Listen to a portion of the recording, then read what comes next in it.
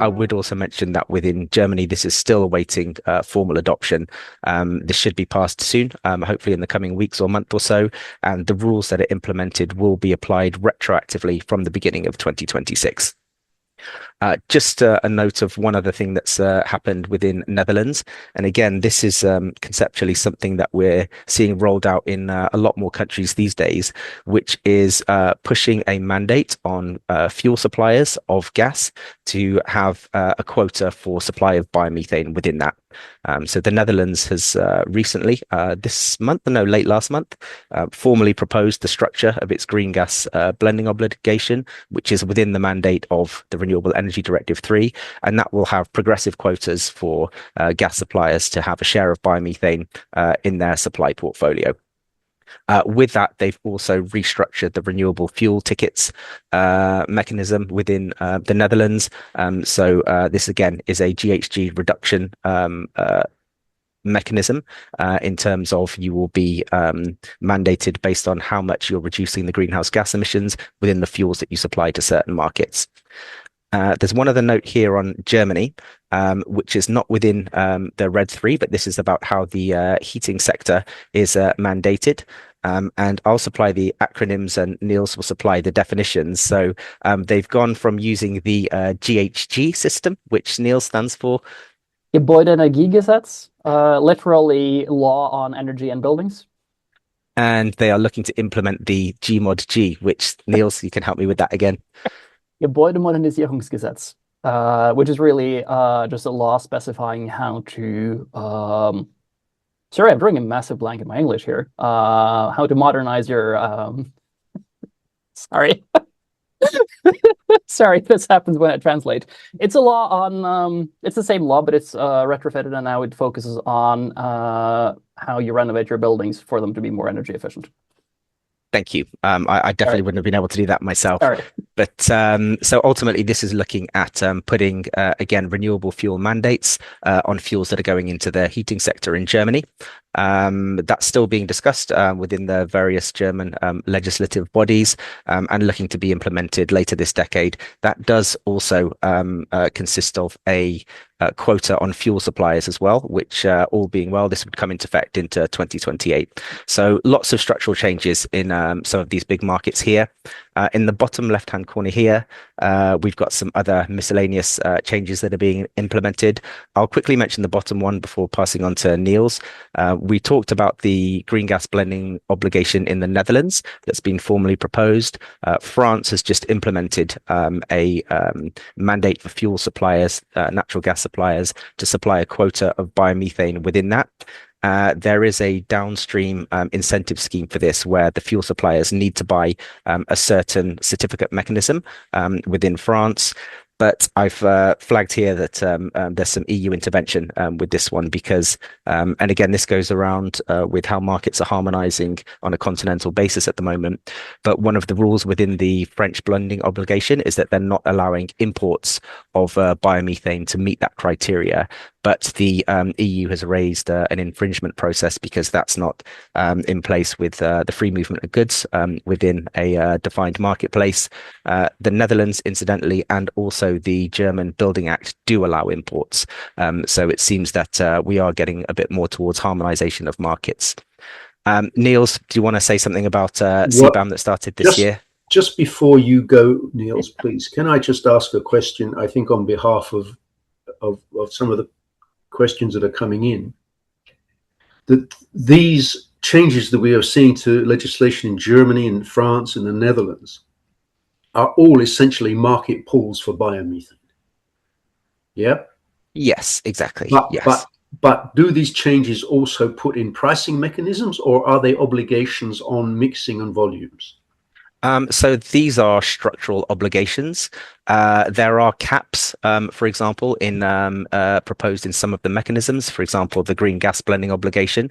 There is a cap of, I think, around 450 euros, but I would need to double check that. But ultimately, these would work on a market-based structure in terms of the price. Okay, so they're not pricing; they are talking volumes and obligations. Exactly, and the price will be set by the market by supply and demand. Thank you very much, Niels. Yeah, thanks, David, and thank you, Justin. That was speed run. I think I get to do global. Yeah, Niels, just one thing. Remember that a lot of the people in the audience are not English language speakers, so please take your time to explain things, and please explain the acronyms and take your time over speaking. Yeah. Yeah, thanks, David. I will do. If I do speed up, please just jump in and let me know. It tends to happen when I get really interested in a topic. But first down, we have, so 2026 is the first year where companies who import goods to Europe that fall under the Carbon Border Adjustment Mechanism, thank you, Justin, for writing that out, that is the CBAM, will need to surrender quotas or CBAM certificates per ton of associated CO2 equivalent emissions, matching sort of their import to Europe, right? And probably most of our audience is aware of the Carbon Border Adjustment Mechanism in some way or another. And probably most of you have seen more speculations and work on how this will work with emerging carbon markets outside of Europe. Because one way of reducing the CBAM certificates you need to surrender on import to Europe is to show that you have paid a carbon price in the country of production, right? That's not very interesting for a biomethane webinar. But the other way is to prove using sort of established EU-provided methodologies for tracking renewable energy that the energy you use in the production of these goods, so say cement, right, or fertilizer, or steel, that the energy is renewable and sustainable in origin. This goes partially for electricity and all the way for biomass-derived energy, so combustion of biomass, use of biogenic matter in the production process to a final product, or refining biomass to biogas and biomethane, and then using biomethane from the grid instead of fossil gas. And there are methodologies provided for how to show that this is what you're doing. And obviously, there is I think it would be highly difficult to reduce your CBAM sort of counted emissions to zero, but there is a very clear path forward for downstream companies to engage in sort of long-term purchase agreements with biomethane producers to replace their natural gas with biomethane in, say, steel production. Okay, that was a lot about CBAM. This is also the first year of the Fuel EU maritime obligation to reduce the greenhouse gas intensity of maritime fuels by 2%. So that's from 91 point something grams of CO2 equivalents per megajoule to 89, I think. Please, if someone knows the exact numbers, like check me on this. And I did some quick maths on it, and they will not be perfectly correct. But if all of this greenhouse gas intensity reduction is to be achieved through biomethane that has a carbon intensity of 0, and so it's all biomethane, all carbon intensity 0, then reducing the greenhouse gas intensity of the roughly 50 million tons of maritime fuels sort of tanked in EU ports, this is based on 24 data, I think, would take around 11 terawatt hours. And I know Justin will get back in a later slide to total biomethane production in Europe later, and 11 terawatt hours is a lot. And then a final piece of good news, there is now a sort of globally available standard for tracking biomethane and renewable gases through the grid. It's currently being implemented in Brazil and Malaysia. It has been written by the same organization that also is behind the standard and product code for, well, sorry, the standard, not the product, the standard for IRX for electricity. And through one of my pet projects going forward, and this is purely personal interest, is paying attention to these issues and seeing how many also try to align with the sustainability tracking principles you need to claim biomethane under the Carbon Border Adjustment Mechanism. So, Niels, you speak of this, the carbon border adjustment mechanism regularly here. Yeah. But from what I understand, you don't think that's going to have a big impact on the biomethane market. Is that correct? I think it has I think it has great potential to push renewable energy, especially renewable gas globally. It is not, put this. there's a clear incentive for countries that export large volumes of goods that fall under the Carbon Border Adjustment Mechanism. I will now move to saying CBAM because it's quicker. CBAM, for them to implement their own carbon taxation schemes, because at that point, the companies emitting CO2 equivalents or greenhouse gases would pay to the country of origin and not pay to the EU. There's also a very clear incentive for individual companies who produce goods under the CBAM to say, well, how can we set up renewable energy acquisition so that we get to claim biomethane or renewable hydrogen or renewable electricity rather than fossil. And the big challenge here is that very often the final importer to the European Union is not the same as the company who produces it. Sure. But to me, yeah, sorry, I don't have the numbers in my head right now, but I looked at this a bit earlier. I think it's the trend that's important rather than the numbers. Yeah, and but the potential, like, I mean, the CBAM certificates are priced at the weekly average of the EU ETS, right? So in a pessimistic scenario, there would be sort of an added value of 70 euros per ton of CO2 avoided. And that's a lot of money to subsidize biomethane production with. Yeah, good. Thank you. Yeah, thanks, David. And I promise I will not talk more about the CBAM now. We're here to do nerdy stuff about the EU tracking systems for biomethane. Just one final piece, maybe, because we will go into and we'll talk a lot about EU schemes and tracking systems and production. And this is 98% true. When we talk about biomethane in an EU context, what we really talk about is one product that consists of the molecule that's gas, right? And it is chemically indistinguishable from fossil methane.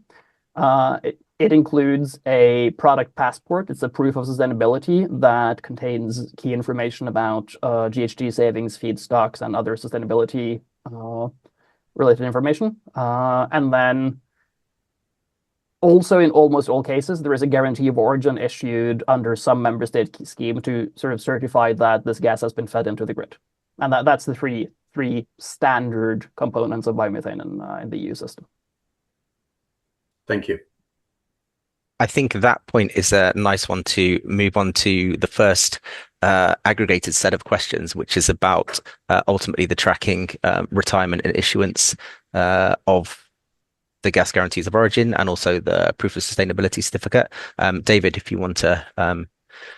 well, ladies and gentlemen, you can read the questions there. And these two questions that were posed by many of you after the last session. And the first relates to the registries and whether they can be cancelled in a country other than the country of register. And the second relates to the role of the union database in certificates exchange schemes.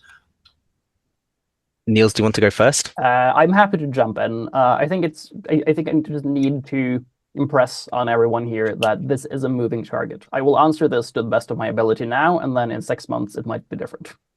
Just explain, please, GOOs. Guarantees of origin. Thank you. And then going back to our definition right from the last page, the guarantee of origin is the standard EU tracking system for megawatt hours of renewable energy, heat, electricity, renewable gases, biomethane, hydrogen. And then in sort of trading biomethane for regulatory markets, it gets a bit more complex, but you use the guarantee of origin to track it, and then you have a trade of gas, and you also have the product passport, which is the proof of sustainability. And the register is kept in the country of the origin, or the register is a EU register? Currently, it is even worse. Currently, most countries have one registry for guarantees of origin for biomethane. And they have one registry for guarantees of origin for electricity, and like they're building new registries for other renewable energy types. Belgium famously has, I think, 3 registries for renewable electricity guarantees of origin, and I haven't dared to look at what they do with biomethane. Don't go there. I'm not going to go there. But so the guarantee of origin is the government's guarantee that yes, this renewable energy has been produced and is fed into the grid. The proof of sustainability is the detailed description of the greenhouse gas emission savings you have, plus the sustainability characteristics you have bought with the gas, and then the gas is what you burn to get energy. And typically, you would transfer a guarantee of origin from one national registry to another. You would prove that you have the proof of sustainability. You would combust your gas.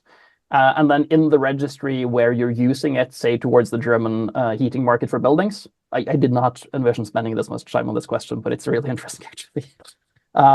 Say in the German heating market for buildings, you would sort of cancel the guarantee of origin and you would prove that it's associated with a proof of sustainability that complies with the requirements of German law. And then you would claim this renewable gas, this biomethane, as consumed towards this purpose in this regulatory market. But then the question is, are there any countries where instead of transferring the guarantee of origin, you just cancel it and say this is for a final client located elsewhere? And one is France. Like France has done this. France has allowed this for several other countries in the regulatory markets. Sorry, regulatory markets. I'll try to enunciate properly. So you can do this from France for ETS purposes in, at the very least, Spain. You can do it from France towards German consumption. Obviously, the UK has the best registry for voluntary purposes because the UK just allows you to cancel towards any country in Europe. But this would not necessarily be valid in regulatory markets. And I've listened to my voice for a very long time. Justin, would you like to pick this up? Sure. I think what is confusing here is the complete lack of harmonization, which there is, isn't there? Yes. Yeah. Okay. Sorry, Justin. Yeah. Well, I mean, as with many of the things that we discussed on the previous slide, the market is slowly moving forward towards more harmonization.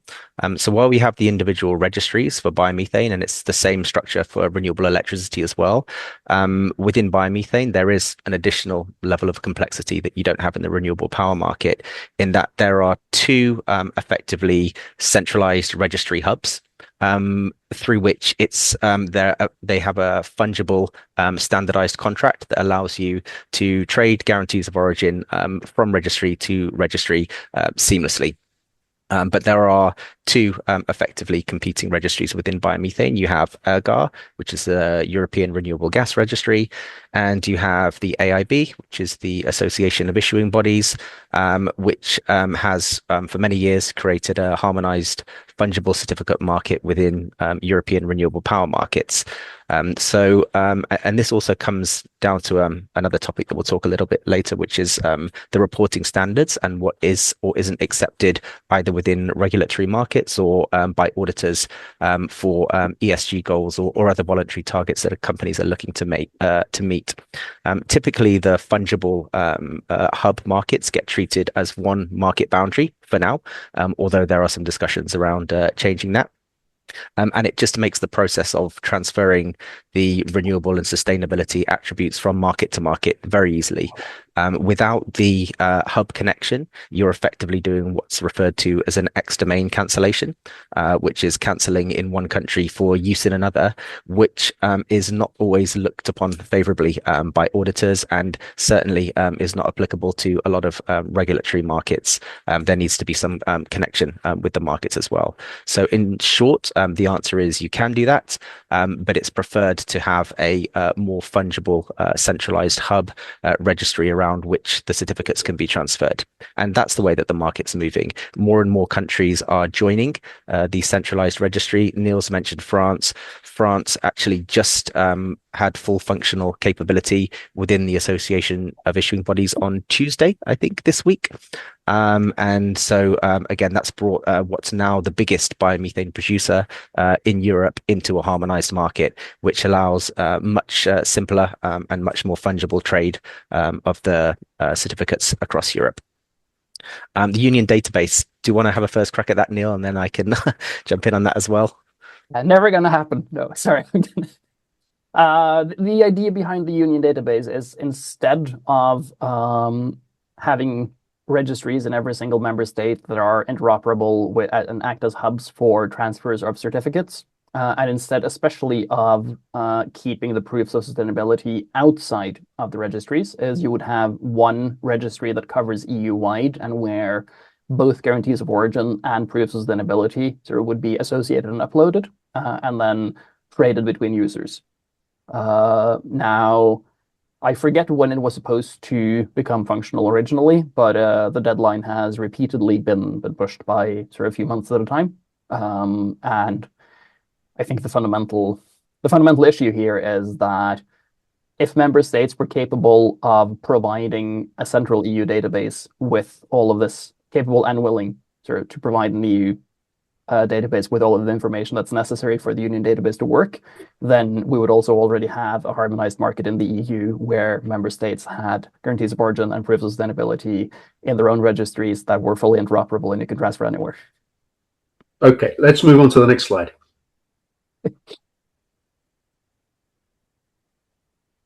I know biomethane pricing is something which we have quite a series of questions about. Of course, it's something which confuses people because whilst there are market prices published for LPG, it's very difficult to understand day to day what the market price of biomethane is. So guys, you've got 3 questions there. Looking at, can you expand on which markets make the input relevant? What regulations take the CI score into account and how that affects pricing? And you'll explain what CI means. The main driver of biomethane prices in different sectors. Can you give us some examples? And why is unsubsidized a higher price? What does this mean? What's the relevance of the vantage point with regards to price? Now, who of you is going to start? I think I'll start with this one, and then Niels, you can give some supplementary information. We'll see how it goes. It's a very complex topic, biomethane. We could approach it from 2 angles, because there are 2 considerations here. There's what's the price of the physical biomethane and what's the price of the renewable attributes that are associated with a certain megawatt hour of biomethane that's traded into various markets. So when you say renewable attributes, you mean the certificates? So that would be the certificates, which refers to the renewable gas guarantee of origin, but also the proof of sustainability. Those 2 work in harmony, but one is not fully dependent on the other. So that also does provide an additional level of granularity in the pricing. I've put this helpful infographic in the top right hand corner, which I would say gives the 4 key components of how you would structure biomethane here. You have, of course, the underlying fossil gas, which can be treated as a sort of base for physical biomethane.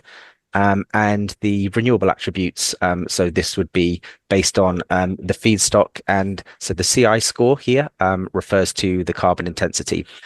This is effectively a calculation of how much carbon is not being emitted into the atmosphere by using biomethane rather than using fossil gas. And this is given a score, and the score can vary greatly depending on the feedstock. So you can start with something that has a positive carbon intensity score around, let's say, 20, plus 20. This would be your typical energy crops that are used in biomethane, some waste. But then as you go down to 0, you have basically a sliding scale of premiums attributed to a more negative carbon intensity score. So you can have fully negative carbon intensity scores of around minus 100, even lower if you have carbon capture attached to a biomethane anaerobic digestion process. The concept here is the lower the carbon intensity score, then the more valuable this biomethane is going into greenhouse gas mandated markets, where you're given a target to reduce your greenhouse gas emissions by a certain amount. The more negative the carbon intensity within biomethane, effectively, the more you are reducing your greenhouse gas emissions in that market. So it has a higher value. This is why the likes of manure, for example, which have a very, very negative carbon intensity score, will be traded at a much higher price than something like energy crop, or even more of the positive CI score waste. That's one of the main components of how pricing of biomethane and the attributes are structured. The proof of sustainability. So this effectively provides 2 to 3 functions. The first one is a full chain of custody across the biomethane production to supply chain.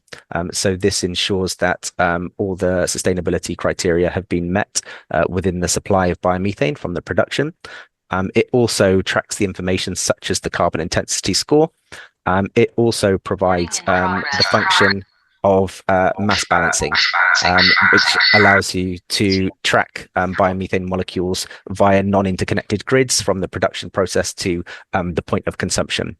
Now, it's just important to note that the renewable gas guarantee of origin, which will effectively function as a book and claim system, saying that biomethane has gone into a grid somewhere and entered a grid somewhere, doesn't contain the level of granularity that a proof of sustainability does.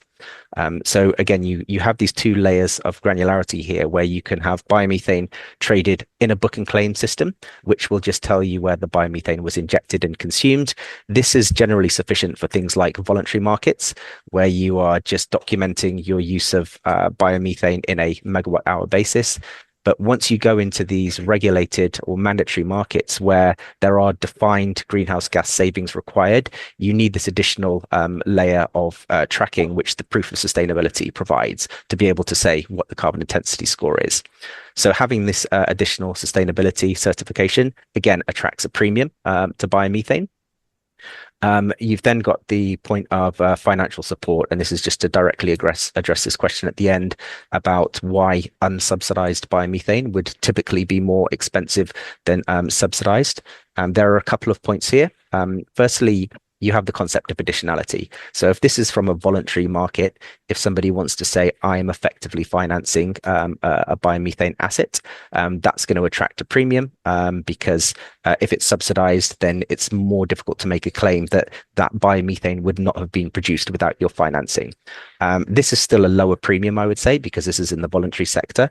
The real premiums for unsubsidized come again back to the regulatory markets. So things like the renewable fuel tickets for road transport, where most of the mandates in certain countries, so for example, the UK is a good example, where we have a renewable fuels mandate in road transport. You can only use unsubsidized biomethane in that, with some other criteria attached as well.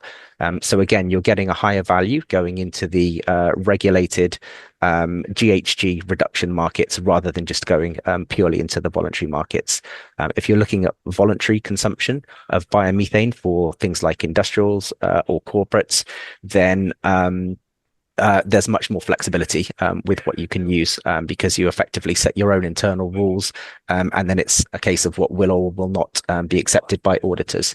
So that's typically how you could broadly structure the content, the price of biomethane, whether that's the physical or also the attributes. So there's a lot of variability, and because of that, you have incredibly fragmented prices of biomethane across Europe.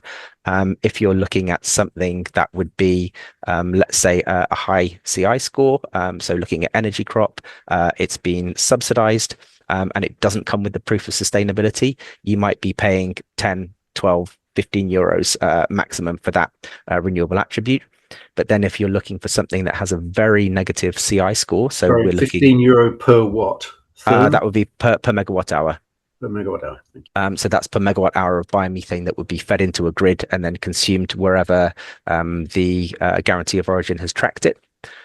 If you look at the other end of the scale, you take something like manure, which can have a carbon intensity of -90, minus 100 grams of CO2 per megajoule, and comes with the proof of sustainability, especially if it's unsubsidized. You can be looking at paying close to 150 euros per megawatt hour.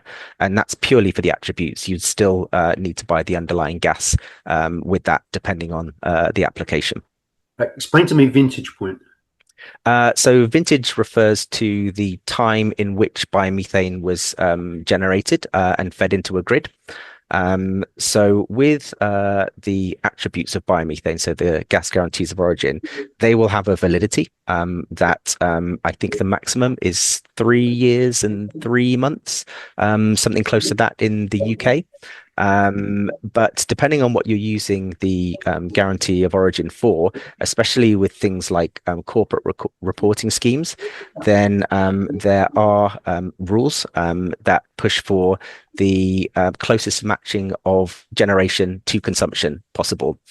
So in theory, the longer ago that you generated your biomethane or fed it into the grid, the lower value it has because it's less applicable to current or even potentially future consumption of that biomethane. So the way that we tend to see this is the older vintages, which are typically traded as years or something more specific, sometimes like half a year, month, or a quarter, will be lower priced than vintages going forward.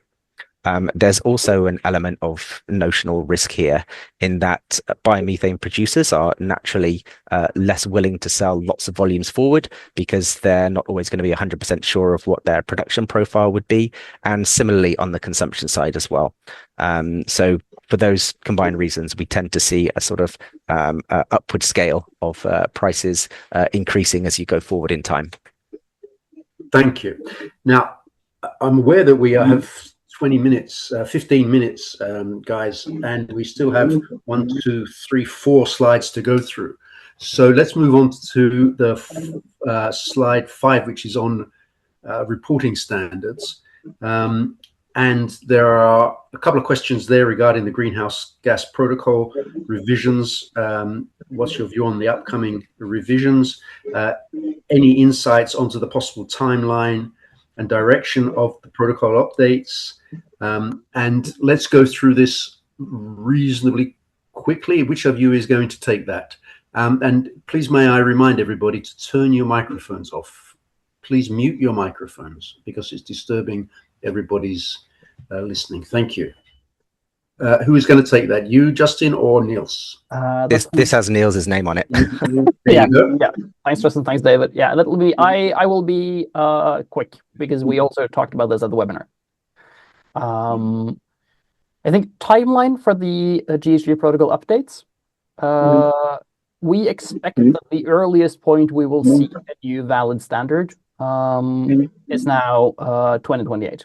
Absolute earliest. This is our current expectation. It is based on the progress we see in the working groups as it is reported by the GHG protocol.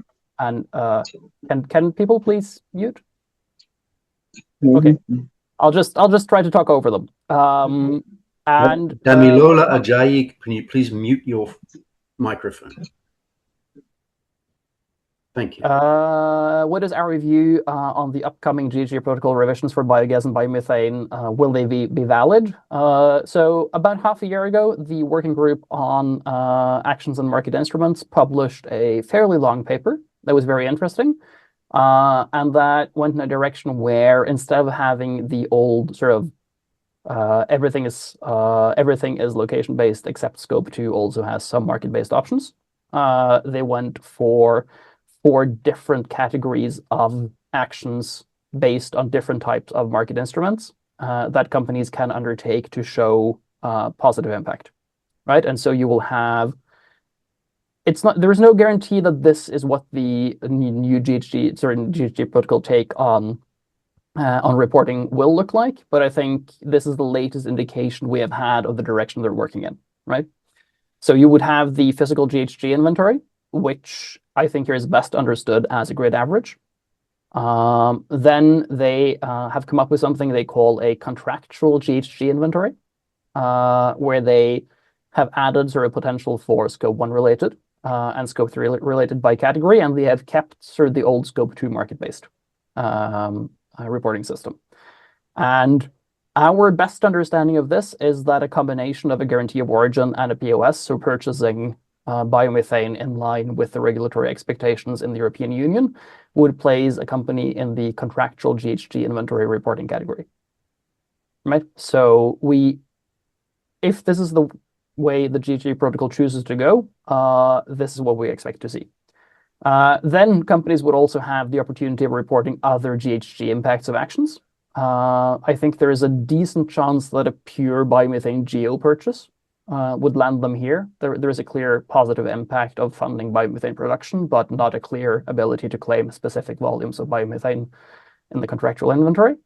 And then the interesting thing would be how proofs of sustainability and their sort of feedstock and ecosystem sustainability related information would act or would function within the non-GHG metric transition indicators. Sorry, that's a horrible name. That's anything you want to report as a company that is positive from an ecosystem sustainability point of view that doesn't show explicit greenhouse gas emission reductions. Thank you. But do we have to wait to 2028, Niels, or can we already begin to report biomethane for greenhouse gas protocol declarations? I would not start to report based on a draft from a technical working group, but I do think if in 2027 we see a full new draft, or sorry, full new reporting standard published by the Greenhouse Gas Protocol that will be valid from 2028, I would expect that a lot of companies would start following that also for 2027. There's no need to wait if you have the new methodology. Which we don't yet have. No, this is a draft. Like very, like, yeah, I should probably just have put draft across this. Sure. Yeah. Sure. Okay, thank you. Thank you very much. Can we move on, please, to slide 6, where we're going to talk about bioliquid natural gas. How does the market work? Are large oil companies using their refineries to produce virtual bio-LNG? Is this certified? When co-mixing feedstocks, how do you determine the carbon index score? How do you quantify the cost for this? These are very complicated technical questions, and I know you two can answer them. So which of you is going to take it? I think Justin's going to open this one. I'll start, and then I'll leave the co-digestion to you, Niels. I will... Just before you start, Kiran Ramakrishna has raised his hand. Kiran, can you put your question, please, in the chat, and we will come to it after we've gone through these sessions. Thank you very much. I would say also, in the interest of us having a few more topics to get through and time progressing, I will answer the question as directly as possible without opining too much on the sort of tangential information. Bio-LNG is certainly a market that's evolved quite quickly in the last 12 to 18 months. This has been largely driven by the implementation of FuelEU Maritime last year, and also shipping coming under the EU emissions trading system. This is a increasingly popular fuel that's used for decarbonizing the hard to abate sector that is shipping, and looking at some of the stacks of pricing with other marine fuels, bio-LNG has very much emerged as the cheapest way of increasing your GHG reductions within these schemes. So certainly last year we saw a lot more interest and trade around bio-LNG. In terms of how it works and what's accepted within these schemes, there are really two ways of getting bio-LNG into the market. One is the physical liquefaction of biomethane, and the second one is, as mentioned here, the virtual liquefaction of bio-LNG. Effectively, this is taking advantage of the well-connected gas network grid in Western Europe that connects to liquefaction plants, and you can effectively generate biomethane, feed that into the grid, and use the tracking mechanisms that we've already mentioned to attach it to LNG when it comes out of a liquefaction plant. There are some criteria that need to be met because this is going into a regulatory market. FuelEU Maritime is one that's administered by the EU Commission. So there are criteria that the biomethane needs to meet. Yes, it does need to be certified. So it needs to have the proof of sustainability attached for the purposes of mass balancing, and also to determine the documentation around the carbon intensity score. Again, this is a GHG reduction market. So the lower the carbon intensity score, effectively the higher reduction you're getting within this market. What we've seen probably in the last 6 months or so is that the market tends to favor biomethane that's got a carbon intensity score of around minus 40, 50, 60. Because once you get deeply into negative territory, then that product tends to be directed more into the renewable fuel tickets markets on an EU member state level. So it certainly needs to be certified. The bigger question that came up last year was whether biomethane that's received subsidies is also accepted within this scheme. And there was a real lack of clear guidance from the EU Commission on this. But it's sort of filtered out in a "you haven't heard it from me" type way that you can use subsidized biomethane within this scheme. So that's again emerged as a popular route for this type of product. But within that, there is naturally some concern about whether the rules will change in terms of what's accepted within Fuel EU Maritime, and whether subsidized biomethane will continue to be allowed. There's been some caution on how these contracts are approached, and increasingly there are change of law clauses that are implemented in some supply offtake agreements that would necessitate a switch to unsubsidized if the regulation changed. Niels, do you want to say some stuff about the co-digestion and how that's accepted within these various schemes? I can be very quick on the co-digestion. I'm just focusing on how to determine the CI score. You have 2 ways of dealing with co-digestion or any mixing of sustainable material for the purpose of processing or further sale. You can use proportional assignment of the sustainability characteristics. That essentially means a weighted average, right? It means you input 20% of one feedstock, say manure, and 60% of one feedstock, say industrial waste, and 20% of one feedstock, say crops, and out you come with a weighted average of everything.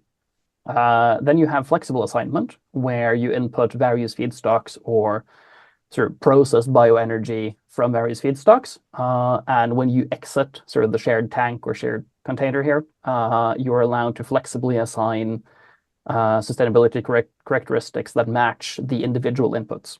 And I think in a lot of cases, it will be clear to producers and traders that the flexible assignment is more valuable. I mean, if you assume that you input 50-50 sort of feedstock that has a CI score of 18, carbon intensity score of 18, or at this point, let's say carbon intensity score of 16, say waste, and then you mix it with crops that have a carbon intensity score of maybe 25, 26, then part of the feedstock you have used will be eligible for biomethane that can be used when companies want to report lower emissions in the EU ETS, and part of your feedstock will not. It will have too high a carbon intensity. And the average is likely to be too high in many cases, right? And so mixing them sort of deprives the most valuable feedstock of a lot of the value that comes from regulatory markets. Now, the criteria you need to fulfill to be allowed to choose flexible assignment over proportional assignment, because proportional assignment would be the standard, is that your feedstocks need to have similar physical characteristics, which means density. They need to have similar energy characteristics. I'm here using infographics from IUCC, by the way. That means they need to have the same energy content measured in lower heating value. And they need to belong to the same category of feedstocks in the Renewable Energy Directive. And I know, because Justin shared it with me just before the meeting, that European Biogas Association, ERGAR, and Eurogas have all sort of asked the Commission to revisit this and to make the rules more flexible so that bioenergy producers are able to choose between proportional assignment of sustainability characteristics and flexible assignment as it better suits them. We are talking specifically here about the maritime, about bioenergy for maritime, or more generally? This is all bioenergy. This is how you do the mass balance of sustainability characteristics from. So it's not strictly linked to the maritime market. It is not strictly linked to the maritime market. It is all EU bioenergy production, really. Okay, thank you. I think it's Annex 5 and 6 of the Renewable Energy Directive that define this calculation around the weighted average of the feedstock CI score. Yeah. Thank you. Okay. Let's listen. We're nearly at 2:00 London time. Let's move on to the last slide. May we biomethane in the European Emission Trading Scheme, and can you confirm that the carbon intensity score is not valued in the ETS? What about the RED directives? There's just a pass-fail test.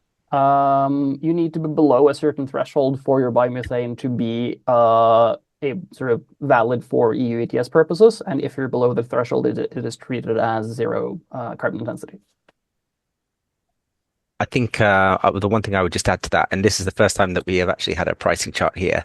So we've done some calculations around some of the typical biomethane products that can be used within the EU ETS for offsetting the EU ETS obligations. This chart here shows a spread between buying a megawatt hour of biomethane versus buying the equivalent EU ETS allowance. So when the line here is positive, then that's implying that it's more expensive to buy biomethane than it would be to simply buy EU emissions trading system allowances. And you can see it's almost always more expensive to buy biomethane than it is just to pay the EU ETS allowance. But this sends a different signal around how biomethane is treated by the likes of industrials, combined heat and power plants, that there is still a big drive on a voluntary basis for people to also take the wider benefits of the green credentials of biomethane rather than just meeting these mandated markets. So people are still buying biomethane for use in the EU ETS, even though it would technically be cheaper just to buy the EU ETS allowances. All right, listen, we've come to the end of the questions. There are many other questions that we could go through. I just have one question I want to throw out to you, because as some of you know, I come from an environmentalist activist background. I used to work for Greenpeace, and I talk to the environmental NGOs still quite regularly today. And there's a growing criticism of the amount of subsidies which go to biogas relative to the amount of biogas which is actually produced. And I wonder whether there is a moment in which the subsidies will need to be increased, or whether there are other mechanisms that need to be implemented to make the market grow, to justify all that public money invested into the biogas industry. Do you have any thoughts on that, Justin and Niels? Niels, I know you have views on subsidies, so do you want to go first? I have a few. I mean, I think this is a very good question that deserves someone looking at the statistics here. My first thought is that what we're looking at is really a problem created by regulatory obstacles and market fragmentation rather than lack of willingness to fund biomethane. Right? It is difficult for companies to understand how to acquire biomethane in ways that align with requirements in downstream emissions trading markets. And that means it's difficult in an ideal world, every company in the EU would be able to buy biomethane instead of an EUA and report zero emissions in EU ETS, right? EUA is EU allowance for emissions in the EU ETS. But because it's difficult for companies to do that, it is difficult for the added value of biomethane that is roughly a fifth of the price of a ton of emissions in EU ETS to move that to the biomethane producer. And you just have a host of minor and major hurdles that are between a biomethane producer and the actual value of biomethane in European industry. Justin, any further comments? I will make 2 points on this. Firstly, I think you can kind of reverse the perspective here and say, because biomethane injection into the grid and biomethane volumes that have been adopted around Europe are so small, you could justify we need the subsidies at this stage still. We're at still quite an early adoption of biomethane into grids, into markets. It looks like we're not going to get anywhere near the EU Repower EU targets by 2030. And you need subsidies really for an industry to scale. When the market is still very opaque and the production of biomethane is quite expensive, if you're giving an asset a subsidy for 5, 10, 15 years offtake, that can be enough to finance the capex of the asset and then allow the asset to move more to a market-based price once it's already paid that off. We've sort of seen the same in renewable power, although there has been a more of a switch back to demand for subsidies in the last few years. But ultimately, you need the subsidies to get the industry off the ground, and then allow to kind of merge naturally into more of a merchant-based mechanism.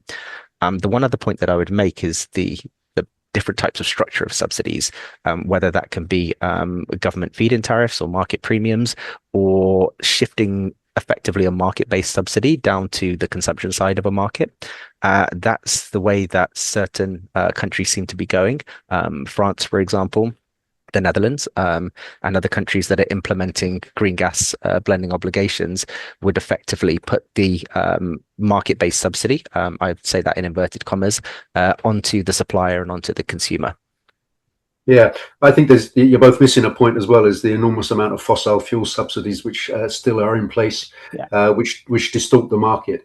And I look at this also from the point of view of biomaterials, but especially when we come to bioenergy, we don't have a level playing field, and so the undertaking by the Commission to eliminate fossil fuel subsidies is welcomed, but it's still not implemented, and that is the big elephant in the room, in my opinion.